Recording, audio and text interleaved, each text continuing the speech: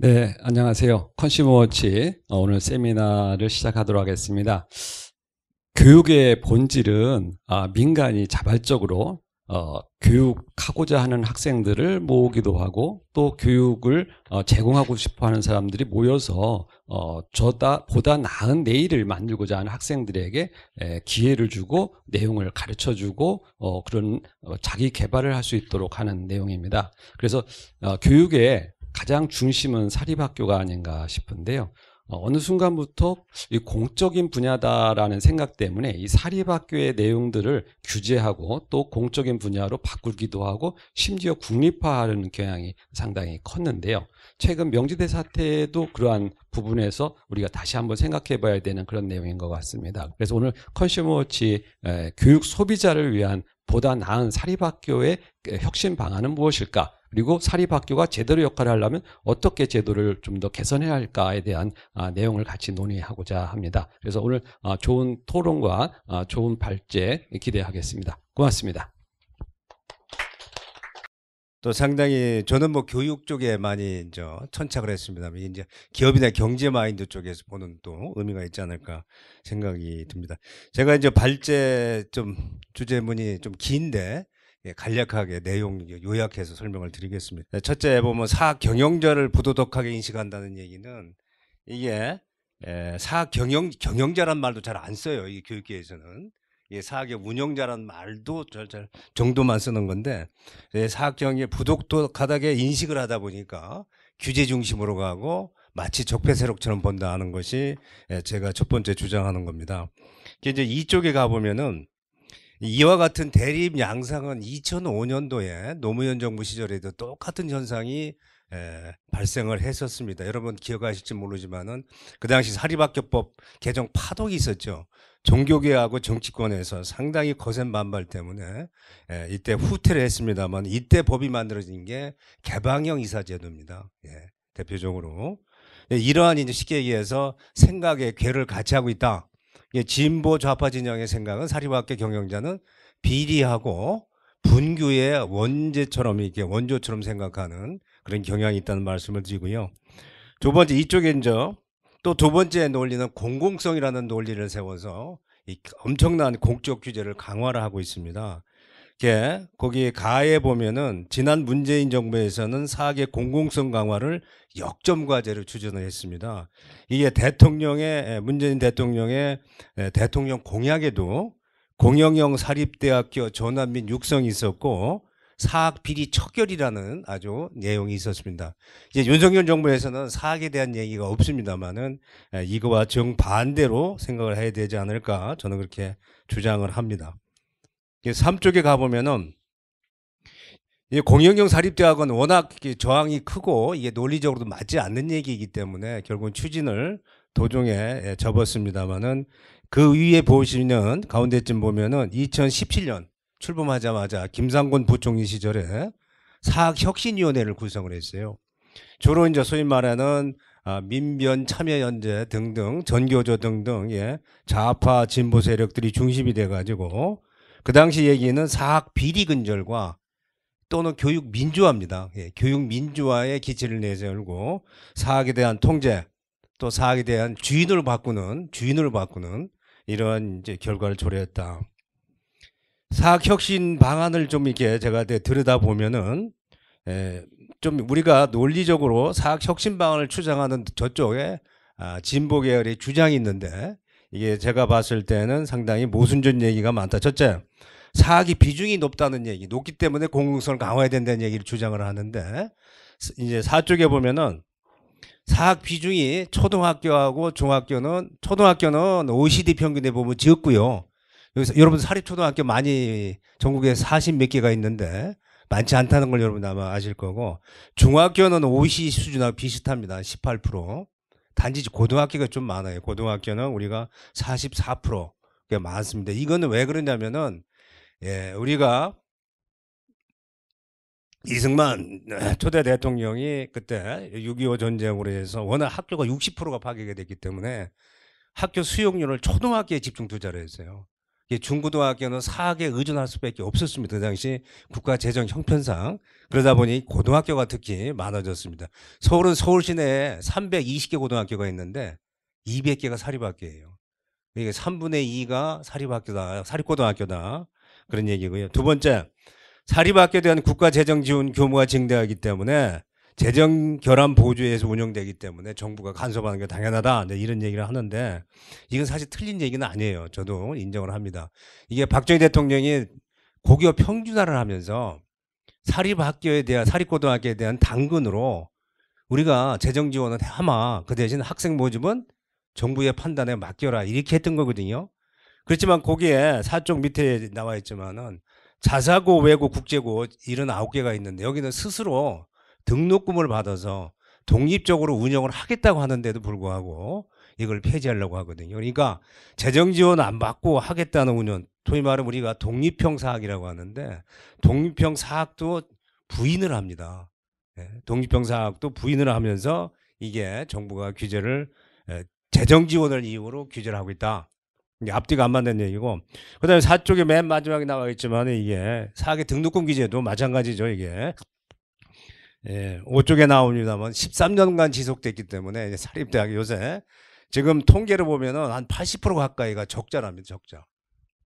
공식 통계입니다. KD 통계, KDI 통계. 그래서 결국 그동안에 적립금 해놓은 거 쉽게 잉여금 가지고 쓰고 있는 상황이 이거 몇 년 못 버텨요. 몇 못 버텼냐는 생각을 하시면 되는 거고요. 그 다음에 이제 문재인 정부의 사학 옥죄기 정책을 하나하나씩 이렇게 이제 분석을 좀 해드리겠습니다. 첫째가 보면은 학교에 보면은 학교 운영위원회라는 게 있는데 이게 자문기구였거든요. 제가 학원이 위원장을 해봤었는데 공립은 심의기구고 사립은 자문기구였는데 이걸 심의기구로 바꿨어요. 심의기구가 뭐 어떤 문제가 있냐면은 이사의 기능과 충돌합니다. 권한과. 대표적으로 이사의 권한이 예산과 인사인데 학원위에서 예산 심의하고 인사 심의를 하도록 되어 있기 때문에 그러면 이사회가 사실은 유명무실해질 정도가 있고 만약 충돌하면 이게 조정하기가 굉장히 어려운 문제가 있어요. 그래서 이거는 결국은 사립학교의 경영자의 사학의 운영의 자유를 뺏으려고 하는 의도가 이게 엿보이는 겁니다. 이것도 민주당 단독으로 통과시킨 사립학교법 개정안에 나오는 얘기고요. 제 6쪽에 보면은 우리나라의 사립학교가 가장 겁을 먹고 있는 것이 임원 승인 취소란 조항이 있어요. 사학의 경영권은 이사회에서 갖고 있기 때문에 이사회의 임원 승인을 취소하면은 경영권이 바뀌는 겁니다, 이게. 근데 이사회 승인에 그러니까 임원의 취소 요건이 굉장히 엄격하게 되어 있음에도 불구하고 기업에서 논란이 많이 돼 있는 배임죄를 추가를 했어요. 배임죄. 그렇기 때문에 배임죄를 학교에 대해서 손해를 끼쳤다 하면은 교육청에 감사를 통해 가지고 배임죄에 죄형이 있으면은 이 법원까지 가지도 않습니다. 이거는 감독 권한이기 때문에 이게 행정처분으로 임원 승인 취소를 할 수 있게 이게 상당히 독수적인 조항이에요. 이걸 만약에 남발하면은 사학의 경영권, 사학의 운영의 이사에 바꾸는 거 그게 어렵지가 않아요. 제가 봤을 때는 이런 조항도 만들어 놨다. 그다음에 세 번째 보면은 이게 교직원 채용인데 교직원 채용은 이제 직원 채용은 그동안 사립학교에 맡겨뒀는데 역시 이것도 공개 채용을 하고 두 번째 징계권도 사립학교 관할청이라고 하는 건 시도교육청하고 교육부를 얘기하는데요. 이게 징계 요구에 따르도록 돼 있어요. 만약에 따르지 않으면은 예를 들어서 중징계하라, 해임시켜라. 근데 사립학교에서 해임은 너무 심합니다. 근데 그 밑에 감봉을 내렸다 하면은 이게 말 안 들었다고 해가지고 이거는 임원 승인 취소를 또 할 수 있게 만들어 놨어요. 그러니까 감독청의 말을 따르라. 따르지 않으면은 교체하겠다. 이런 이제 메시지가 담겨 있는 거죠. 상당히 무서운 독소 조항입니다. 이게 잘 모르시는 분들이 있는데 이게 교육청에서는 여기 쉽게 얘기해서 굉장히 위축될 수밖에 없어요. 관할청 얘기에 따를 수밖에 없게 이렇게 만들어 놨다. 이렇게 생각하시면 되고요. 일본의 사례 보면은 일본의 사립학교법에 대해서는 이게 일반 노사관계, 노동계약에 의해서 이루어지는 거지 정부가 간섭할 사항이 아니다 해가지고 아예 법에 조항이 없는데 우리나라 사립학교법은 국공립하고 똑같은 법을 적용을 하도록 해놨어요. 이게 큰 차이입니다. 이게. 응? 예. 그러니까 일본은 이 민간 기업처럼 사적 노동 계약으로 보는데 이거 우리는 공무원처럼 본다 이렇게 생각하시면 되겠어요. 제 7쪽에 예, 작년에 또 역시 이것도 민주당의 단독 그다음에 국민의힘의 반대에도 불구하고 통과시킨 게 네 번째 보면은 사립학교 교원 채용할 때 1차 필기시험은 반드시 교육청에 위탁하도록 해야 돼. 그러니까 임용고사를 연말에 보잖아요. 그러니까 임용고사 보는 학생은 내가 공립도 1차 지망, 2차 지망 사립학교를 해요. 그러면 어떻게 되겠어요? 지원하는 사람이 1차는 공립이고 떨어지면 2차 사립을 간다고요. 그럼 사립에서는 교육청에서 5명 내지 7명을 추천해주면 그 중에서 2차 면접으로 뽑도록 돼 있어요. 그러다 보니까 이게 어떤 문제가 있냐면은 종교형 사립학교에서는 대개 1차에서 이 종교관을 봅니다. 기독교 학교는 당신 교회 다녔습니까? 세례 받았습니까? 목사님 추천서 가져오서 이런 얘기 봤거든요. 불교 학교도 마찬가지예요. 이걸 할 수가 없어요. 이거는 이 종교 차별이 되기 때문에. 그러니까 이게 무슨 문제가 있냐면 사립학교 교원에서는 사학교에서는 이제 모든 거를 교육청에서 뽑아주는 사람 중에서 자기들이 그 풀 중에서 최종 선정이 되기 때문에 이게 상당히 반발이 컸던 겁니다. 이게 이제 위원 조항이라고 했던 건데 이건 이제 위원까지 이제 갈 거로 제가 보는데 이런 문제가 있었다. 그다음에 이제 8쪽에 다섯 번째 제가 얘기하는 거는 저도 이제 계속 반대했던 부분인데 예, 2020년 2월에 초등등 교육법 시행령을 바꿔가지고 여러분들이 알겠지만 외고 자사고 국제고는 2025학년도에 폐지하도록 법을 만들어 놨어요. 이거래서 윤석열 정부가 이거 저는 되살려야한다고 하는데 시행령이기 때문에 이렇게 차기 정부로 2월 시켜놨는데 이것도 이거 왜 생겼냐면은 이때 조국 사태가 발생했을 때 이게 그 당시 정시 확대 진보 진영에서는 수시 확대인데 정시 확대를 하면서 반대로 했던 게 뭐냐면 이게 소위 말하는 특목고 폐지입니다. 일괄 폐지예요. 그래요. 일괄 폐지로 했다. 그 당시 그래서 의견 수렴 하나도 없이 군사작전 하시 이게 전격적으로 이루어진 겁니다. 그래서 제가 여기 10가지 이유를 들어서 자사고, 외고, 국제고 폐지는 잘못됐다. 대표적으로 이제 저기 보면은 10쪽에도 나옵니다만은 이게 국제 규범에도 안 맞는 거다. 안 맞는 건데 이거는 살려야 된다. 이게 이제 이번에 교육감 선거 결과가 예컨대 서울이 이제 서울이 이제 24개, 22개 현재 자사고가 있는데 저 의원은 계속 자사고 폐지를 주장하거든요. 그걸 제2평준화라고 합니다. 그러니까 이게 조희연 씨 이런 진보 세력들이 박정희 대통령은 엄청 욕하면서 독재자라고 하면서 찬성하는 게 잘했다는 게 딱 두 가지가 있어요. 하나가 평준화, 두 번째가 그린벨트입니다. 네? 두 가지 잘했다고 그래요. 그래서 자기가 제2평준화 하겠다. 제2평준화해서 자기가 박정희 대통령 수준에 가겠다는 얘기가 이게 무조건 이제 평준화 하겠다는 얘기가 이제 자기들 주장이거든요. 그래서 이거는 저는 이 책에도 썼습니다. 다른 책에 썼습니다. 평준화가 해제할 때가 됐어요. 이게 이제 계속 주장하는데 평균 해지가 100만 명 태어날 때 우리가 학생 있을 때 연간 그때는 학생 수용이 문제가 있고 교육 기회 확충이라는 측면에서 이제 평균화한 건데 이제는 맞춤형 개별화 교육을 해야 되기 때문에 개별화 교육의 핵심은 뭡니까? 본인한테 선택을 주는 거거든요. 그러면 선택을 준다는 건 평준화가 이게 시대 적합이 안 하다. 이제 그런 주장을 많이 하는데 자우지간 그래서 제가 주장하는 거는 사학의 운영의 자유를 줘서 경쟁토록 해야 학부모의 선택지가 커진다. 저는 그런 생각을 많이 합니다. 저희가 이제 첫째가 보면은 10쪽에 이제 학생 수 절벽으로 사립학교 해산 지원하는 거 이게 심각해졌어요. 지금 10년 후면은 초등학교 학생 수가 반으로 줄어요. 이건데 이게 문재인 정부도 알면서 폭탄 돌리기처럼 안 하는 겁니다. 자꾸 이연시키는 건데 윤석열 정부 이건 하셔야 돼요. 그렇지 않으면 그 다음 정부는 엄청난 교원 과잉으로 해고 문제가 나온다고. 채용이 문제가 아니라 이게 특히 이제 지방대학 아시겠지만은 지금 올해 5만 명, 10만 명, 좀 있으면 10만 명까지 거의 이제 정원이 미달이 되는데 지금 46만 명이라고 하거든요. 지금 작년에 태어난 게 26만 명, 26만 뭐 200명이라고 하죠. 그 26만 명이 이제 수도권의 정원보다도 적어요. 수도권 정원 28만 명이에요. 지방대학 하나도 없어도 됩니다. 지금 정원 유지한다고 하면. 쉬운 말로 하면 그래요. 18년 후에 이게 서서히 줄여나가야 되거든요. 충족을 안 해야 된다고 이걸. 그렇게 하면 어떻게 해야 되느냐. 사립학교 해산했을 때 가장 문제는 자녀 재산의 귀속 문제입니다. 자녀 재산이 이제 사립학교 문 닫으면 이게 재산이 남잖아요. 이제 교직원 문제하고 교직원은 해결했다고 하면은 그 재산을 지금은요 국가가 가져가게 돼 있어요. 법적으로. 그럼 누가 해산합니까 이거는? 안 한다고요. 끝까지 버티는 거거든요.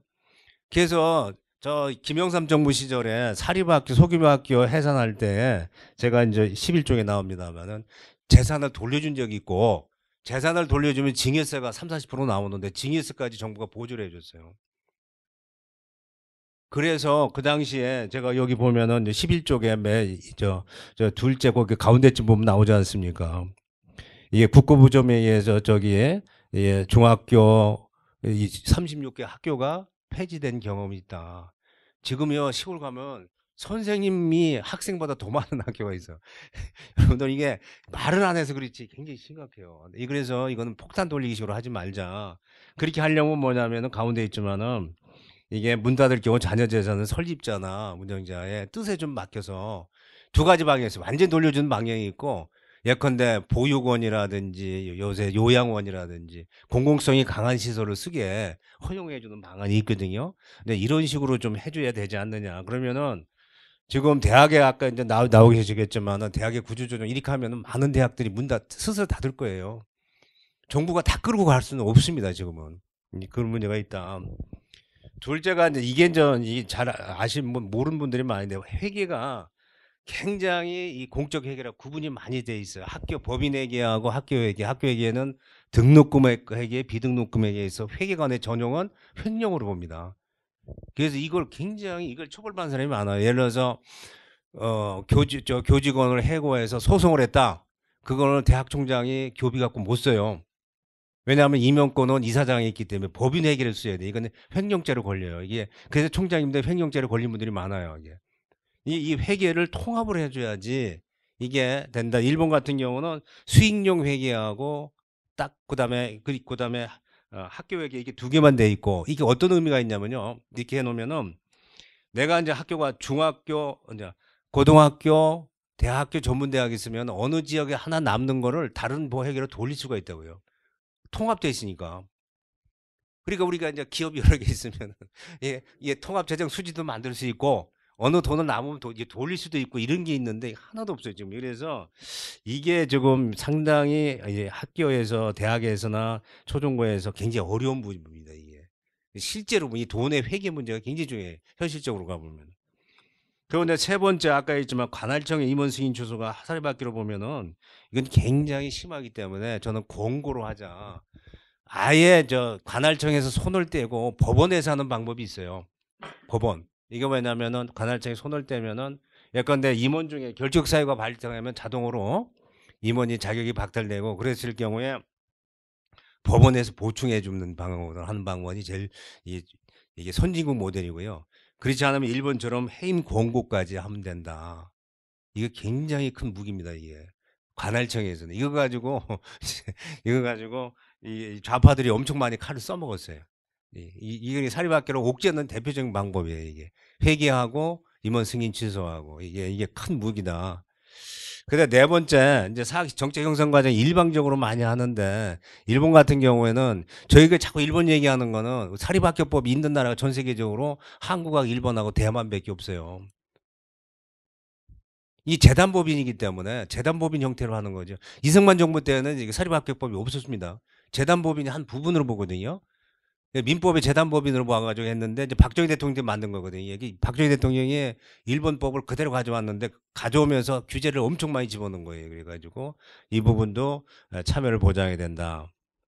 그다음에 이제 사립대학교 재정 지원인데 이게 무슨 문제냐면 사립대학만뿐만 아니라 현재 거기 보시면은 대학 1인당 학생비가 요새 이제 지방교육 재정이 과잉이라고 해서 논란이 많잖아요. 예. 내국세 20.79%씩 자동으로 가는 그 경직성 때문에 초등등 1인당 교육비가 제가 봤을 때 대학의 OECD 통계는 90%인데 지금은요. 대학생들의 통계가 초등학생 90%밖에 안 됩니다. 예? 그럼 OECD하고 정부 반대 보면은 초등등 고등학교는 OECD 평균은 1.3배, 대학은 66%예요. 이거는 지금은 실질 통계를 보면 이보다 훨씬 더 차이가 더 큽니다. 좀 제가 이제 고등학교 이사를 해봐서 아는데요. 제가 중동고등학교 이사를 하는데 중동고등학교는 독립형사학이고 중학교는 의존연사학이거든요. 결함을 받는데 재정결 보조 결함을 받는데 1인당 교육비가 중학교가 훨씬 많아요. 고등학교보다. 왜? 중학교는 교육청 지원을 받기 때문에. 이 재정 낭비가 이게 학교 극간의 불균형이라고 저는 얘기하는데 보통 초, 중, 고, 대학으로 갈수록 머리가 클수록 1인당 교육비가 많이 들어가는 게 상식인데 우리는 좀 이상하게 돼 있어요. 대학이 제일 적어요, 지금. 대학 교수님도. 그래서 대학의 교육의 질이 떨어지는 거 뭐라고 하면 안 된다니까. 왜냐하면 1인당 교육비가 적으니까 뭐라고 하시면 안 돼. 정부가 그 정도로 해주면서 대학이 기업의 수혜에 부응 못한다 얘기를 해줘야 되는데 이것만 보면 그래요. 교육비만 가지고 보면은. 그다음에 이제 6번째는 매번 주장했습니다만 자사고 외고를 존직시키고 독립형 사학을 좀 많이 늘려야 된다. 저는 이게 자사고 외고는 간단합니다. 예. 정부 지원 안 해줄 테니 네가 알아서 학부모 선택 받으라 이거예요. 이게 굉장히 저도 이제 가보면요. 이게 교장이나 선생님들은 자사고 안 하려고 그래요. 힘들다고 그래. 학부모 선택 받으려고 하면 생각을 해보세요. 가만히 있으면 교육청이 재정 지원 다 나오는데 그거 누가 합니까? 저도 하고 싶지 않죠. 예, 그런데 이게 그만큼 어렵다는 거거든요. 이게 학부모 눈치를 엄청 봐요. 학생 눈치를. 근데 마지막 번째 이게 이제 교육계에서 반성을 해야 되는데 교육을 산업으로 보야 되는데 절대로 산업으로 안 봅니다. 응? 이 산업으로 내가 그래서 여기 노무현 대통령 일부러 말하는 내가 국회 가서도 토론할 때 민주당 의원 보라고 자꾸 얘기하거든요. 민주당 의원이 노무현 대통령을 노무현 대통령 같이 얘기 많이 하는데 이 양반이 산업이라는 얘기를 몇 번 했어요. 그 대학은 산업이라고 말씀하셨고 여기서 보면은 영리대학을 설치하는 걸 검토하라고 했다고. 이 양반이 그 당시에 야 이런 얘기를 노 대통령 입에서 나와서 저도 깜짝 놀랐다니까요. 그 당시. 그래서 교육부가 검토를 했었어요. 이게 영리대학이라고 하는 건 기존의 생각을 완전히 뒤집는 거기 때문에 이게 이제 물론 이제 미국만 있고 우리가 얘기하는 미네르바 대학 같은 게 다 영리대학이거든요. 영리대학이기 때문에 가능합니다. 그렇지 않으면은요 못 해요. 왜 이렇게 영리대학이 되고 그다음에 여기서 돈이 여분이 남으면 송금을 해줘야 돼. 송금을 안 해줘. 허용을 안 한다. 비영리가 원칙이기 때문에. 이제 그런 등등해서 이게 만약에 이게 그래서 뭐 경제계나 그 당시 이제 기재부도 이거 영리대학을 제한적으로 한번 해보자. 이게 주는 파괴는 엄청 클 겁니다. 물론 이게 하루도 할 때가 거의 없을 거예요. 한두 개 나올까 말까 하는데 그게 뭐냐면은 하나의 혁신 모델이 될 수 있다. 그래서 주장을 해보는 겁니다. 제가 이거 말고도 많이 있는데 여기에 토론을 좀 많이 듣고 싶어서 제 발표는 여기서 마치겠습니다. 예, 감사합니다. 우리가 일상적으로 하고 있는 모든 활동 중에서 아마 가장 선택권이 작동하지 않는 데가 교육일 것 같아요. 공교육. 대부분의 우리가 필요로 하는 것들은 다 선택을 할 수 있게 되어 있습니다. 근데 공교육은 이거는 뭐 학교에서 국가에서 정부가 정한 대로 학교를 가야 되고 학교에 가면 정부가 정한 내용대로 배워야 하고 정부가 정한 방식대로 대학도 어떻게 해야 되고 뭐 다 이런 식이란 말이죠. 이렇다 보니 그 교육이 실질적으로 산업인데 산업이 아니라고 자꾸 우기고 있거든요. 뭐 어쨌든 간에 그 산업이 엉망진창이 되어버렸어요. 그래서 아이들이 학교에 아침 8시, 9시부터 가서 저녁 5시, 6시까지 있는데 자러 가요. 그 긴 시간 동안을 자러 가는데 그 아이 한 명당 고등학교 같으면 1인당 연간 1,400만 원을 투입을 합니다. 잠자라고.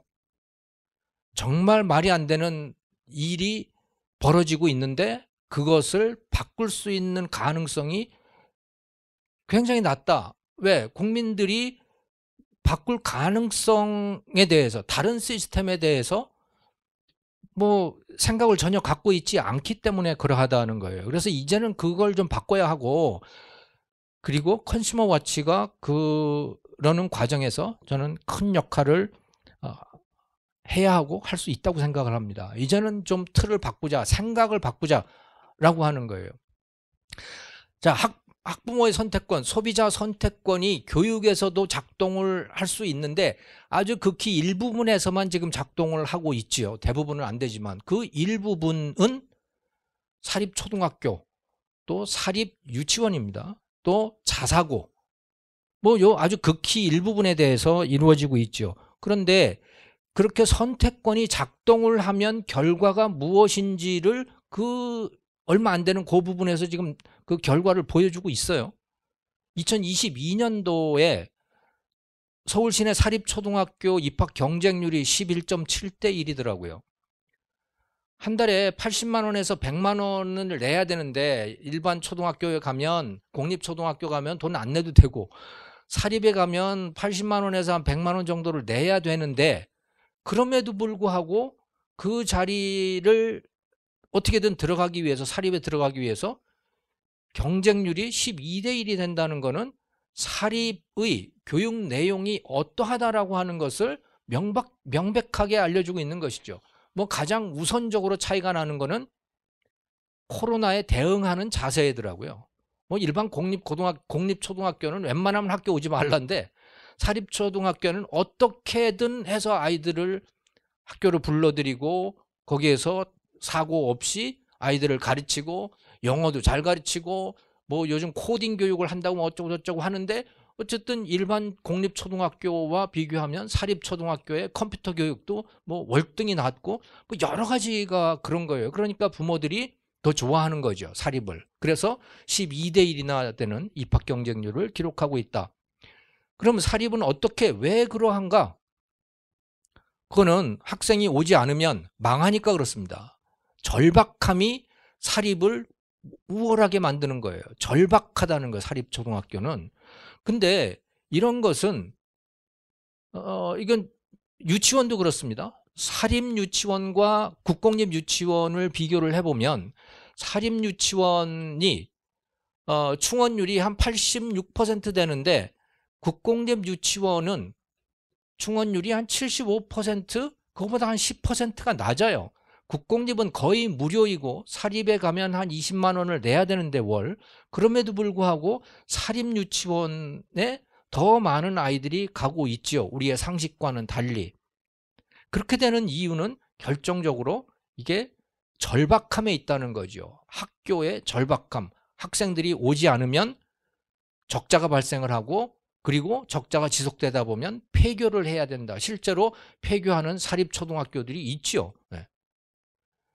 그래서 학교를 또 교사들을 절박하게 만들어야 된다라고 하는 것이 저의 지론입니다. 세상의 모든 산업은 다 절박해요. 그렇기 때문에 끊임없이 품질 개선을 하고 끊임없이 원가를 낮추고 끊임없이 고객 만족을 위해서 노력을 하는데 공교육은 아니다. 공교육은 고객 만족이 아니고 교사 만족 또는 공무원 만족, 뭐 정치 만족 뭐 이런 식으로 가고 있다. 이거는 분명히 잘못됐다. 고쳐야 된다. 저는 그렇게 생각을 합니다. 자, 사립은 돈을 많이 쓰니까 그런 거 아니야? 이렇게 생각을 할 수도 있을 것 같아요. 이거는 틀렸습니다. 여기에서 제가 그 그래프로 우리 저 영상으로는 이 그래프를 보실 수 있을지 없을지는 모르겠는데 그래프로 제가 보여드렸는데, 자, 초등학교, 그러니까 유치원, 초등, 고등을 제가 비교를 했어요. 유치원, 사립유치원과 공립유치원 비용 차이가 얼마냐? 사립유치원은 1년에 636만 원, 공립유치원은 1368만 원입니다. 무려. 2배도 넘어요. 공립유치원이 사립유치원보다 돈을 2배도 더 많이 씁니다. 다만 그 돈을 학부모가 부담하는 게 아니고 정부가 그냥 주는 것이죠. 사립유치원은 그중에 상당 부분을 학부모가 부담을 하기 때문에 굉장히 비싸다고 느끼는 거예요. 하지만 결과적으로 그 유치원이 쓰는 돈은 공립유치원이 사립보다 2배나 더 많이 쓴다. 이거는 초등학교도 그렇습니다. 공립초등학교는 1인당 1,092만 원인데 사립초등학교는 1,019만 원이에요. 그러니까 뭐 한 달에 한 80 내지 100만 원 그 사이를 사립초등학교를 보내려면 부모가 부담을 해야 되는 거죠. 그래서 귀족학교라는 이야기를 하는 거예요. 근데 쓰는 돈으로 따지면 공립초등학교가 사립보다 돈을 더 많이 쓴단 말이에요. 어느 쪽이 그러면 귀족이냐? 사실 쓰는 돈으로 생각해 보면 공립이 더 귀족인 거죠. 고등학교는 어떠냐? 일반 공립고등학교가 1인당 1,396만 원입니다. 그런데 전국 단위 자사고, 자립형 사립고등학교, 귀족학교라고 부르는 그 학교의 평균이 얼마냐?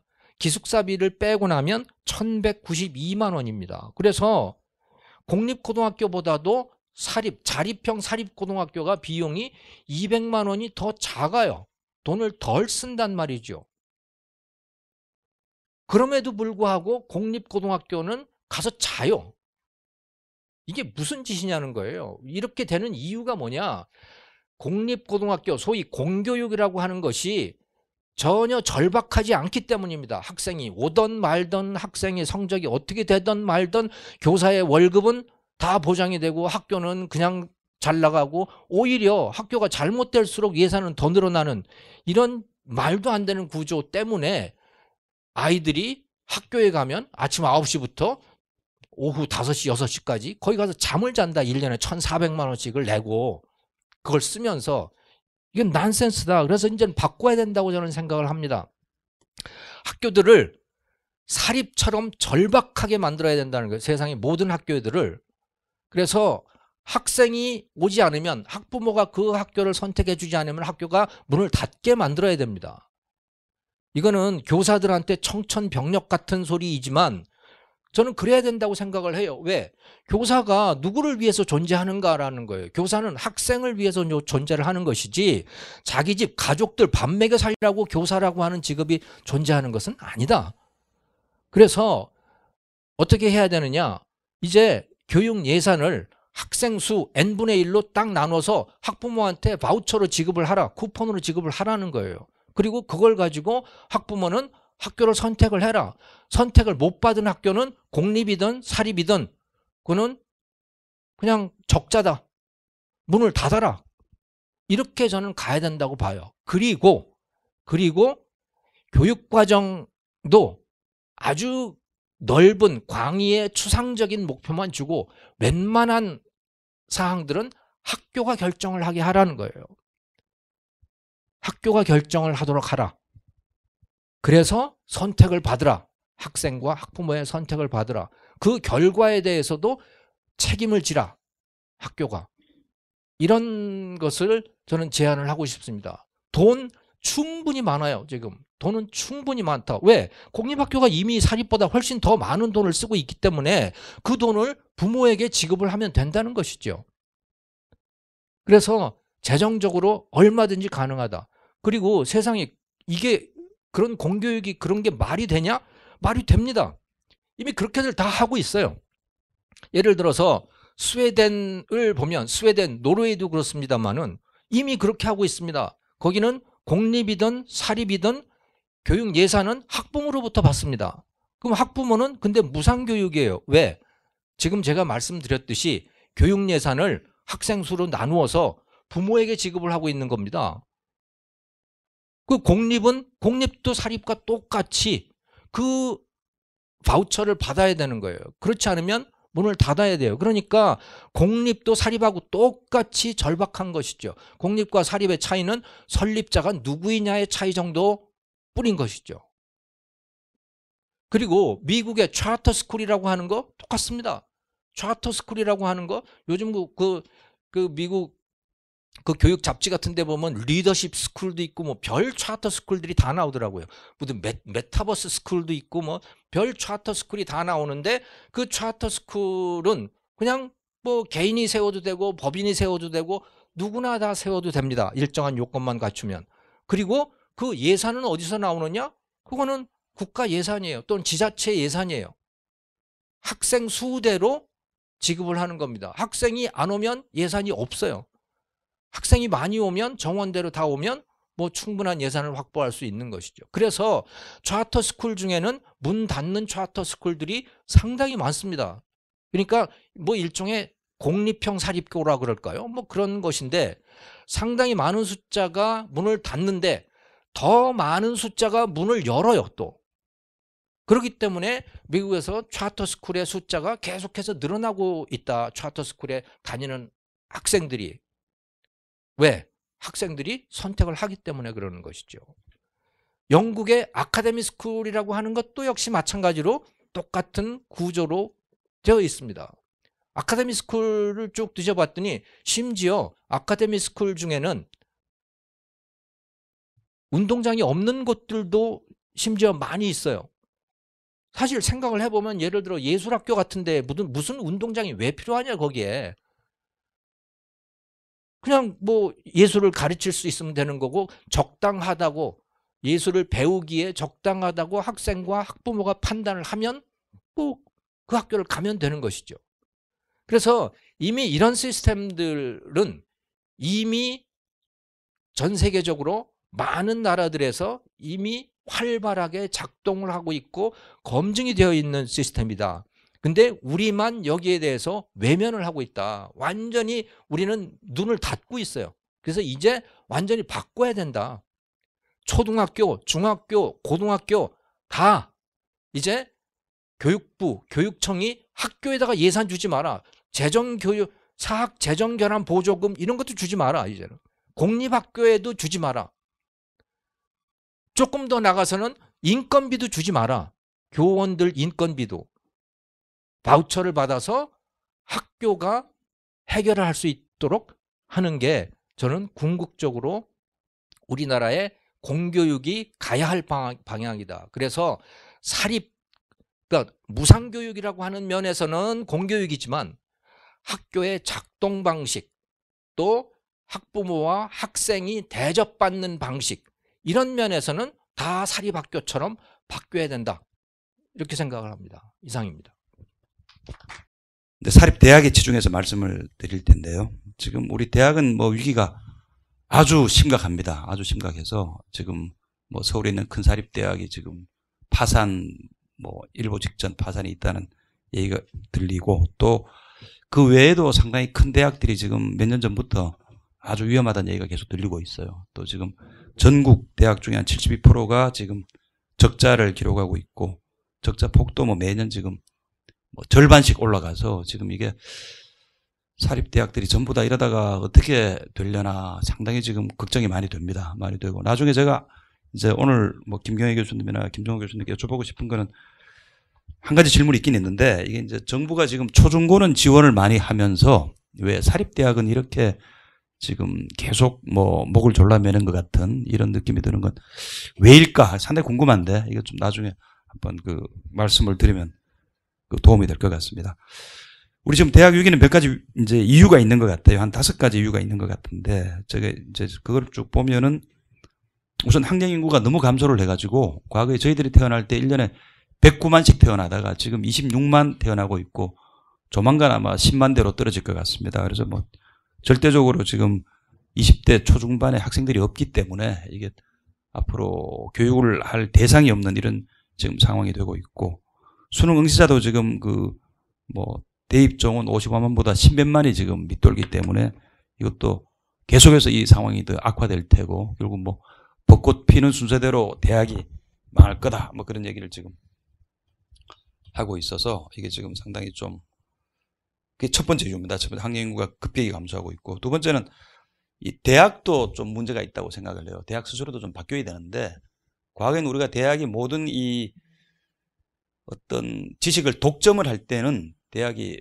뭐 가르치고 싶은 걸 마음대로 가르쳐도 전부 다 와서 얘기를 듣고 대학이 지식의 산실이었는데 상아탑이라고 얘기를 했었는데 지금은 SNS 뭐 인공지능 이런 것 때문에 지식이 대중화가 돼가지고 지식이 너무나 지금 많이 지금 뭐 어디에서나 우리가 지식을 구할 수 있는 이런 상황이 되다 보니까 대학이 더 이상 지식의 독점체가 아닌 것 같아요. 그래서 대학이 좀 더 이 대중에 맞는 그런 지식을 전달을 하려고 해야 되는데 대학은 굉장히 이 변화가 느려서 계속 과거에 배우던 걸 계속 답습하는 이런 성향이 강해서 대학이 바뀌어야 한다. 뭐 반성하는 말씀도 드려야 될 것 같고 세 번째는 우리 영리대학 말씀을 우리 이제 김경혜 교수님 말씀하셨는데 지금 참 우습게도 지금 그 대학에는 이 대학 산업이라는 게 아주 레드 오션인데 기업들한테는 이게 굉장한 블루 오션이 돼가지고 지금 기업들이 전부 다 대학으로 뛰어들어서 뭐 구글이라든가 삼성, 뭐 SK, 뭐 애플 전부 다 교육에 뛰어들어서 지금 엄청나게 많은 사업을 벌리고 있고 매년 이게 급격히 지금 이게 사업이 지금 그 증가를 하고 있습니다. 그래서 온라인 학습 시장도 늘고 있고 우리도 뭐 3%니 뭐 그 김미경 그 유니버시티 이런 것도 있고 지금 이 대학의 독점이 이제 완전히 깨지는 상황인데 대학이 지금 이 기업과 경쟁을 해야 되는 이런 상황이다. 그것도 큰 이 위기의 원인 중에 하나고요. 단기적으로는 코비드-19가 아주 크게 이 영향을 미친 것 같아요. 지금 뭐 그 휴학생도 굉장히 많아지고 지금 뭐 한 20% 30% 정도가 좀 휴학을 서울에 있는 큰 대학들도 20, 30%가 휴학을 하는 것 같아요.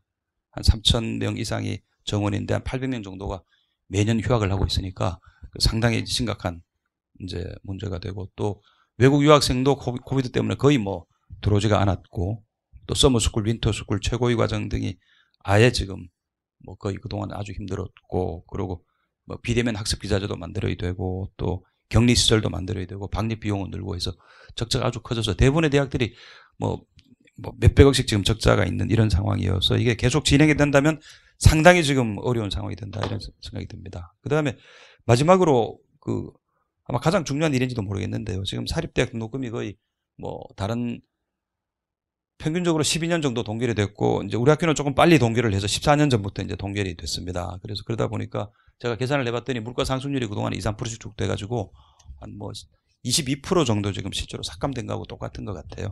지금 그 상당히 낮아져 있고 대부분의 대학이 교수들의 봉급도 거의 10년 가까이 동결인 거죠. 그래서 되게 대학교 재정을 보면은 이 등록금하고 봉급이 거의 액수가 비슷합니다. 그래서 등록금을 올리지 않으면 봉급이 올라가기 힘든 이런 지금 상황이어서 그래서 대부분 지금 뭐 기능대학 예를 들자면 지금 우리 제자들이 미국에서 박사를 받고 미국 대학에 조합을 잡으면 경영대학은 초봉이 20만 불로 시작을 해요. 20만 불로 시작을 하고 그중에 이제 회계나 재무같이 좀 이제 그 뭐 인기가 있는 쪽은 한 25만 불로 시작을 합니다. 우리 돈으로 한 3억 정도로 시작을 하는데 우리는 지금 우리나라 대부분의 아주 봉급 많이 주는 대학에서도 지금 그 초임이 지금 한 6만 불로 시작을 하죠. 7천만 원 정도로 시작을 합니다. 그러니까 이거 우리가 지금 외국에 있는 우수한 우리 제자들을 데리고 올 길이 없어요. 데리고 올 길이 없고 또 오늘 한국이 최근에 엄청나게 지금 뭐 이게 아파트니 뭐 교육비가 아주 급격히 인플레가 많이 돼가지고 처음 왔다가 6개월 만에 돌아가는 지금 분들도 많이 있고 우리나라가 지금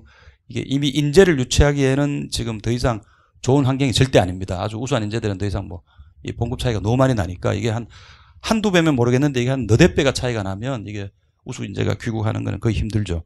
제가 이제 여기 있는 분들 우리가 이제 귀국할 때 한국에 들어올 때만 하더라도 한국의 대학 교수가 상당히 이 괜찮은 여러 가지 면에서 좋은 직업이었는데 지금은 전혀 그렇지가 않게 된 것 같습니다. 그러다 보니까 우수한 이제 연구자도 잘 안 들어오고 더구나 대학 우리가 이제 세계 10대 지금 뭐 경제 강국이라고 하는데 그런데 실제로 우리가 대학 경쟁력을 보면 거의 뭐 대부분의 대학들이 그 100등 안에 들기가 상당히 어렵고 또 아주 우수한 대학도 엄밀히 연구로 따지면 뭐 100등 선에 왔다 갔다 하는 것 같아요. 그래서 상당히 지금 대학의 이게 후진성이랄까 이게 90년대에 그때 한참 등록금이 올라가고 할 때는 대학도 상당히 경쟁력이 있었는데 그때는 매년 뭐 QS, 뭐 타임즈, 뭐 상하이 자오통 올라간다고 신문이 크게 나다가 한 10년 전부터 대학 등록금이 동결이 되면서 더 이상 뭐 이거 투자할 여력이 없어지면서 상당히 많이 하락을 해서 지금은 거의 매년 보면은 그 세계 대학 랭킹에서 우리가 순위가 정체가 돼 있거나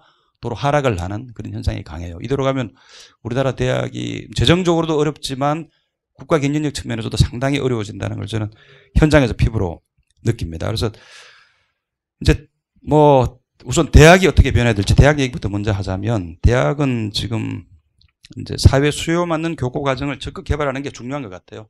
스스로 대학으로 찾아오게 해야 되는데 지금은 이게 대학이 과연 우리가 사회 수요 맞는 이런 교육을 주고 있는지 상당히 지금 좀 걱정되는 부분이 있습니다.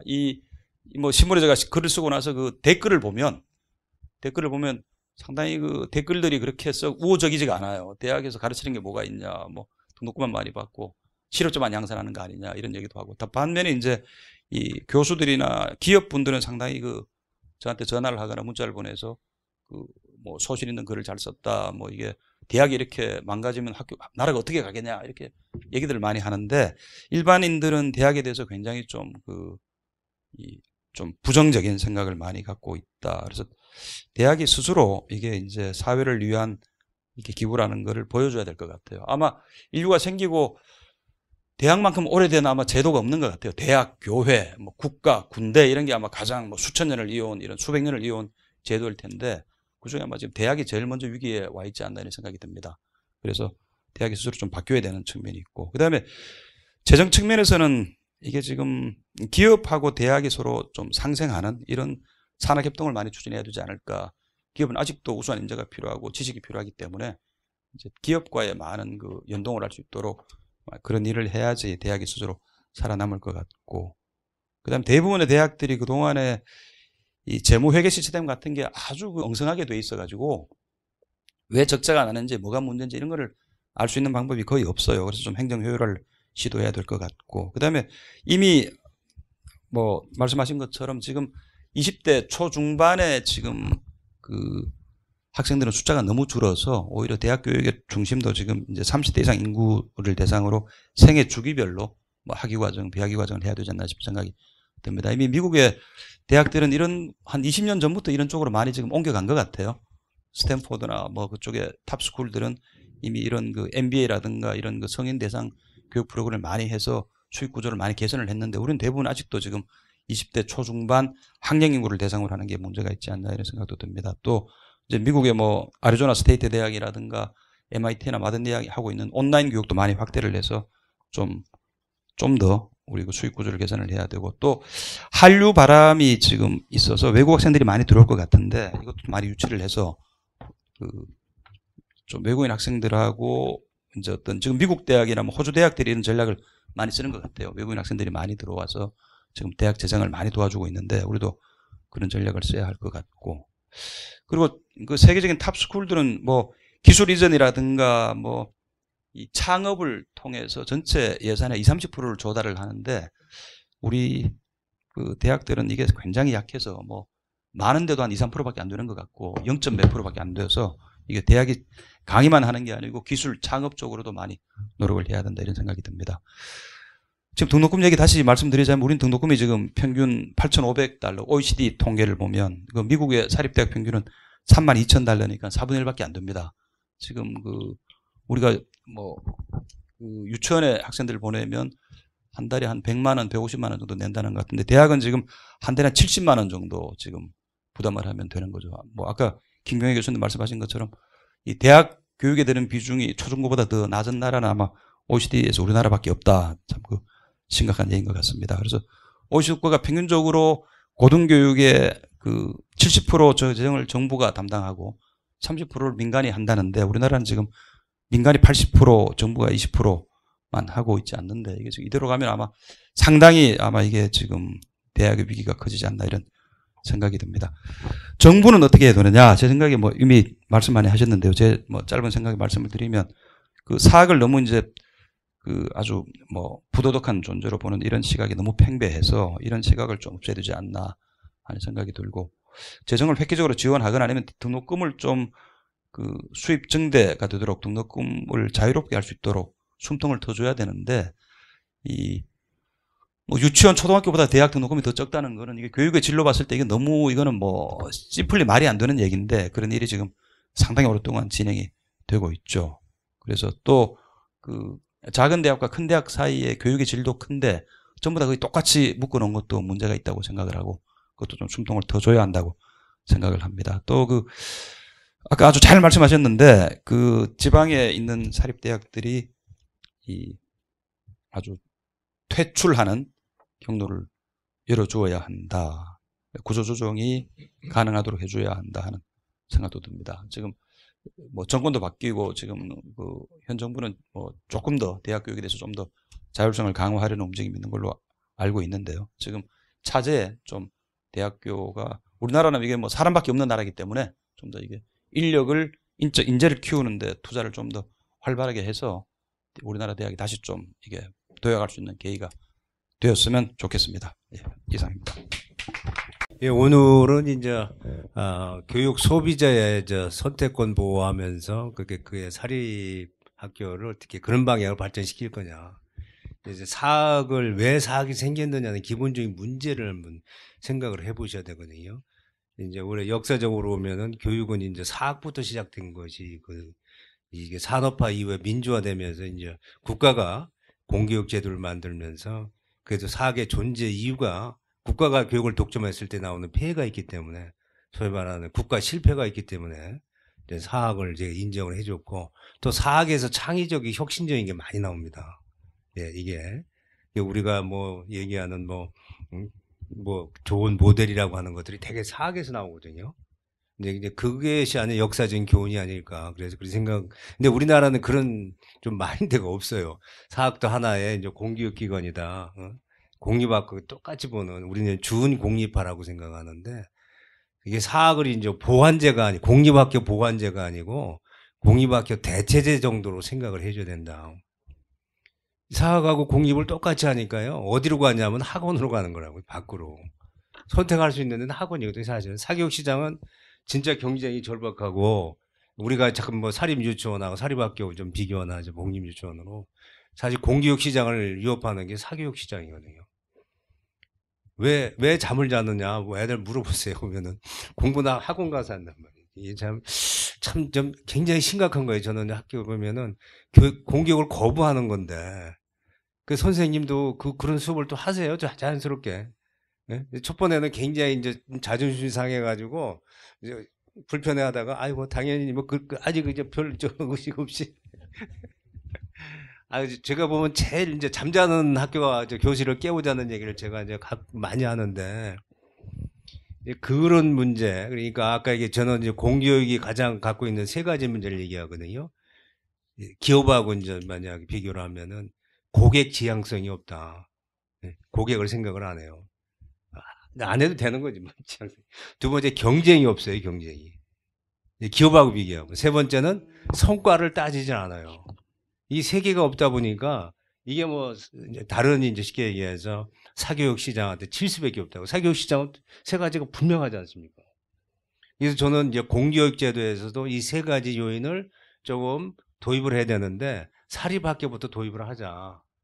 사립학교, 공립학교는 사실 한계가 있기 때문에 사립학교부터 도입해서 경쟁을 하게 고객 지향을 하고 스스로 경쟁하고 성과가 있으면은 선택을 받아서 더 클 거고 사랑받을 거고 명예가 찾을 거 아니냐. 저는 그런 차원에서 늘 말씀을 드립니다. 단지 이제 그렇게 얘기하면 이제 사립학교가 맨날 비리 뭐 문제 있는 집단으로 생각하는데 지금 그렇게 할 수가 없어요. 왜냐면은 그동안은 이제 확장지향적인 쉽게 학교 문만 열으면 학생들이 막 몰려왔는데 지금은 축소지향적, 구조지향적 시기에 왔거든요.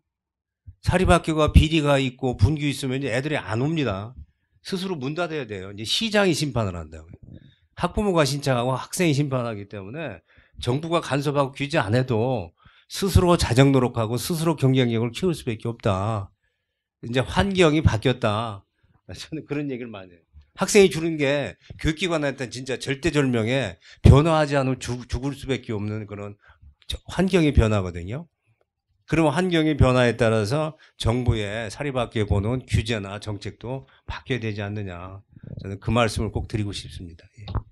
예, 제가 토론이라기보다는 질문인데요. 아까 한번 두 분께 한번 뭐 교육을 전공하신 분들에게 줘보고 싶은데 왜 정부가 초중고는 지원을 많이 하고 지금 우리 왜 부동산에 교육세가 다 붙어 있어서 엄청나게 좀 예산이 많아서 초중고에는 건물을 지으라고 막 권유를 하기도 하고 태블릿을 하나씩 나눠주기도 하고 뭐 엄청나게 돈을 쓰는데 대학에는 지금 뭐 전혀 지금 뭐 돈을 쓰질 않고 완전히 대학을 지금 이렇게 굉장히 힘들게 하고 국가 경쟁력까지 이렇게 저하시키는데 뭐 무슨 정치적이랄까 경제적이랄까 교육적이랄까 이유가 있을까요? 왜 이렇게 초중고는 열심히 지원을 하고 대학을 지원해 주지 않는 이유가 어디에 있는지.